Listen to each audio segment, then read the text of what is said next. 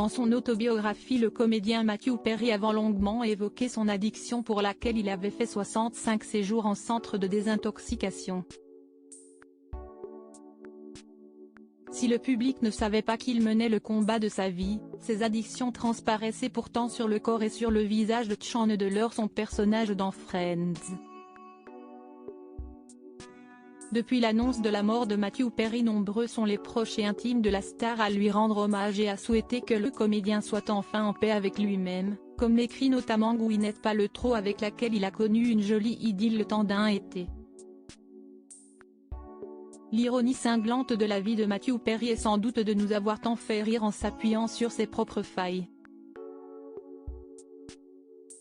Dans ses mémoires, Friends, Mes amours et cette chose terrible publié l'an dernier, le comédien s'était confronté à son passé et au traumatisme qui l'avait mené dès l'âge de 14 ans sur les chemins de l'addiction.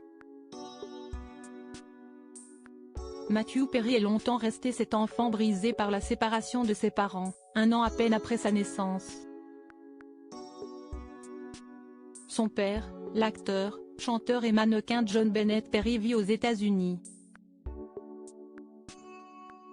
Jusqu'à l'adolescence, Matthew reste avec sa mère Suzanne, qui occupera notamment les fonctions d'attaché de presse auprès de Pierre Trudeau, Premier ministre canadien, père de Justin Trudeau. Star du tennis au Canada, il parvient même à être classé. Mais Matthew Perry ne fait soudain plus le poids face à ses adversaires lorsqu'il déménage à Los Angeles à l'âge de 15 ans, pour vivre avec son père. Il faut alors se réinventer. Il met alors ses pas dans ceux de son géniteur, apparaît dans de nombreuses séries à succès des années 80 et 90, De quoi de neuf docteur ? À Madame est servie ou Beverly Hills 90210.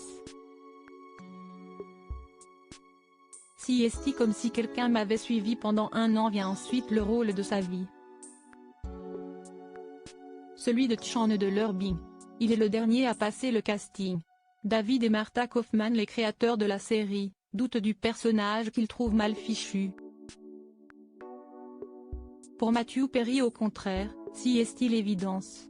Dans ses mémoires, il indique à propos de Chandler, si est-il comme si quelqu'un m'avait suivi pendant un an, volé mes blagues, copié mes tics, photocopié ma vision désabusée, mais spirituelle de la vie. Malgré le fait qu'il réalise son rêve de gloire, Matthew Perry, rongé par ses angoisses, plonge dans les addictions.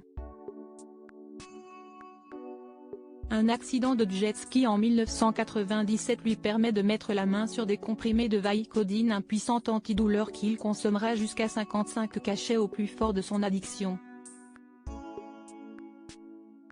Dans les colonnes de son autobiographie, on peut même découvrir l'historique de sa souffrance, elle s'inscrit aux yeux de tous sur le visage et le corps de Chandler au fil des saisons.